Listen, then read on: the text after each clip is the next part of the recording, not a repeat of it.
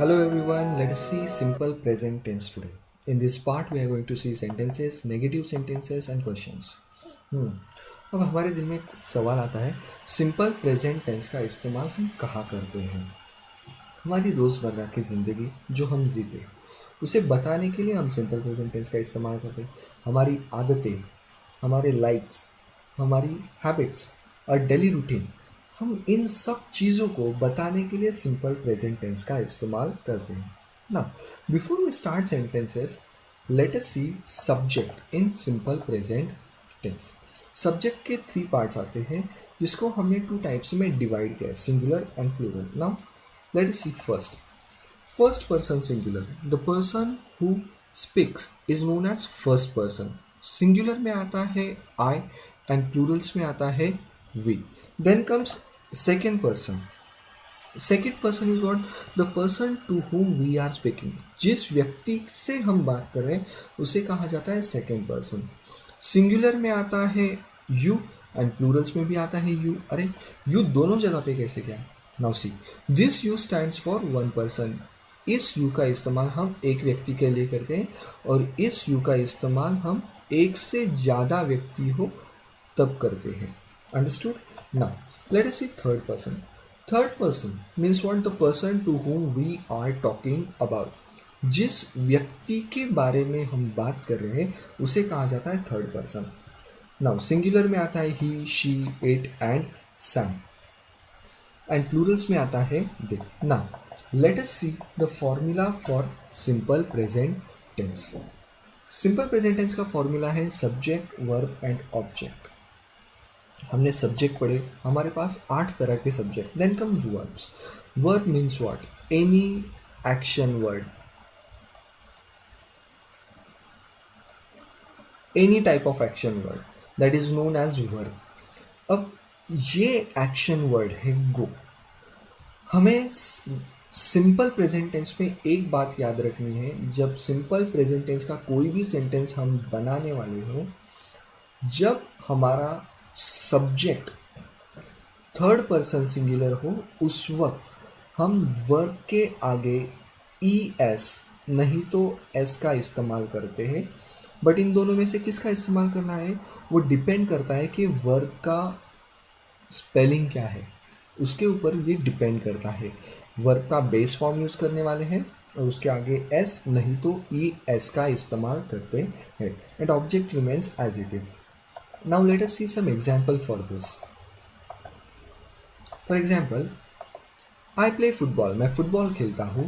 You play football, तुम football खेलते हो। वी प्ले फुटबॉल, हम फुटबॉल खेलते हैं। They play football, he plays football, वो फुटबॉल खेलता है। यहाँ पे देखिए, हमने हमारे सेंटेंस की शुरुआत थर्ड पर्सन सिंगुलर से की है, इसलिए हमने वर्ब के तुरंत बाद एस लगा है, क्योंकि ये वर्ब का स्पेलिंग ऐसा है, इसके लिए इसके आगे हमें एस का इस्तेमाल करना है ना। She plays football, it plays football and Sam plays football. अब हम दूसरा सेंटेंस देखते हैं जहाँ पे हमने ई एस का इस्तेमाल किया है। For example, I go to market, you go to market, we go to market, they go to market, he goes to market. यहाँ पे देखिए, ये वर्ब सब्जेक्ट तो हमारा थर्ड पर्सन सिंगुलर है, इसलिए गो का हमने बेस्ट फॉर्म मतलब वर्ब का हमने बेस्ट फॉर्म यूज़ किया, उसके आगे ई एस लगा दिया and our sentence become in a simple present tense. Now let us see another example. She goes to market, it goes to market, Sam goes to market. Understood?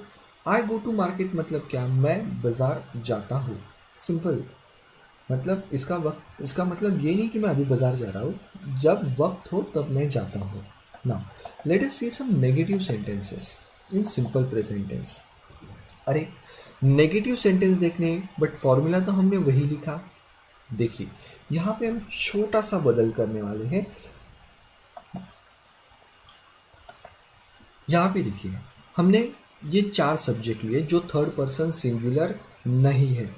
Third person singular को छोड़ के हमने ये 4 subject लिए हैं। उनसे अगर हम सेंटेंस बनाते हैं तो हमारा सेंटेंस कैसे बनता है? देखिए they do not go to school और they don't go to school. इसका मतलब हमें क्या करना है, वर्ब के पहले और सब्जेक्ट के तुरंत बाद हमें डू नॉट नहीं तो डोंट, इन दोनों में से एक का इस्तेमाल करना है और हमारा सेंटेंस नेगेटिव बन जाता है। कितनी सिंपल बात है। बट एक बात याद रखनी है हमें, do not and don't are same. Do not का डोंट ये शॉर्ट फॉर्म है, ये हमें याद रखना है। एंड अगर हमारा सब्जेक्ट थर्ड पर्सन सिंगुलर हो तो उस वक्त हम डू नॉट और डोंट का इस्तेमाल नहीं कर सकते, उस वक्त हम डज नॉट और डजेंट का इस्तेमाल करते। बट सिंपल प्रेजेंट टेंस का फॉर्मूला हमें बताता है, अगर सब्जेक्ट थर्ड पर्सन सिंगुलर हो तो उस वक्त वर्ब के आगे हम ई एस और एस का इस्तेमाल करते हैं। बट यहाँ पे हमने ऑलरेडी दिस डज का इस्तेमाल यूज़ किया है, इसलिए हम ई एस और एस निकाल देंगे क्योंकि हमने डज का इस्तेमाल किया है। ये हमें ध्यान में रखना है ना। Let us see some example for this.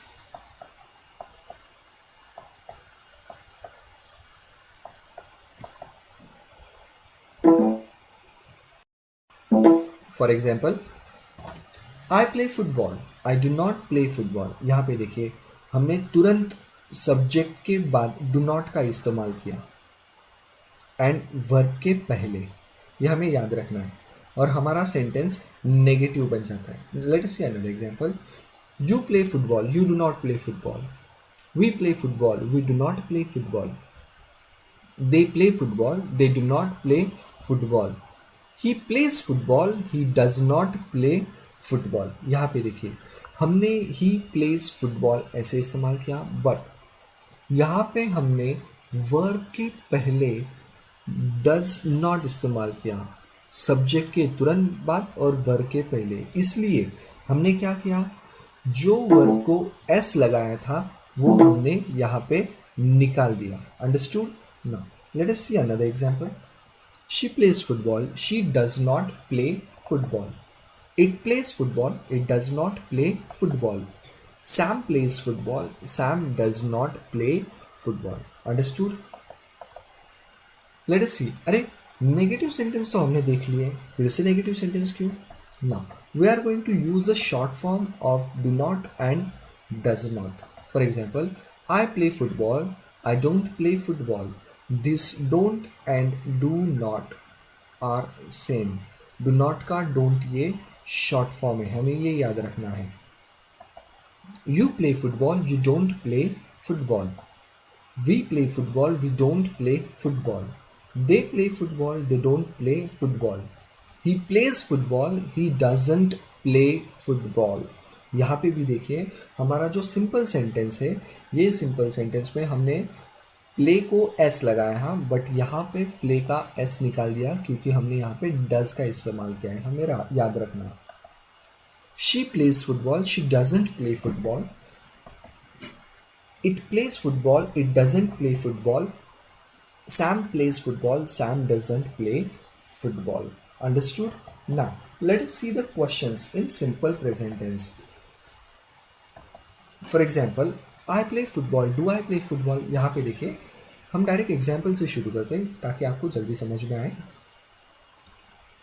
हमारा सेंटेंस है आई प्ले फुटबॉल, ये सेंटेंस मैंने यहाँ पे एज इट इज़ लिख दिया।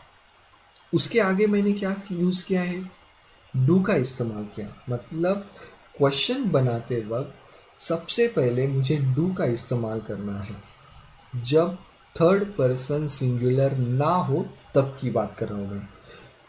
क्वेश्चन बनाते वक्त मुझे डू का इस्तेमाल करना है जब थर्ड पर्सन ना हो, और लास्ट में मुझे क्वेश्चन मार्क देना है।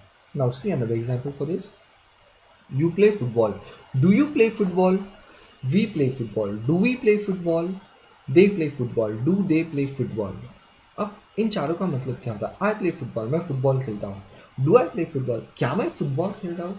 जनरली हम ऐसा सवाल खुद को नहीं पूछते, बट फिर भी it's grammatically all right. Now see another example, he plays football, does he play football. देखिए यहाँ पे भी अगर हमारा सेंटेंस थर्ड पर्सन सिंगुलर हो, सिंपल प्रेजेंट टेंस में जब हम उसका क्वेश्चन बनाते हो at that time we use does before subject. Subject के पहले हमें डज का इस्तेमाल करना है। देन वर्ब का जो एस है यहाँ पे, हमने जो एस लिखा है यहाँ का, वो हम यहाँ पे ओमिट कर देने वाले, निकाल देंगे, क्योंकि हमने डज का इस्तेमाल किया। And at the last we add a question mark, question mark का इस्तेमाल करेंगे और वो सेंटेंस क्वेश्चन बन जाता है। Isn't that simple? See another example. She plays football. Does she play football? It plays football. Does it play football? Sam plays football. Does Sam play football? Thanks for watching. Please subscribe and like the video.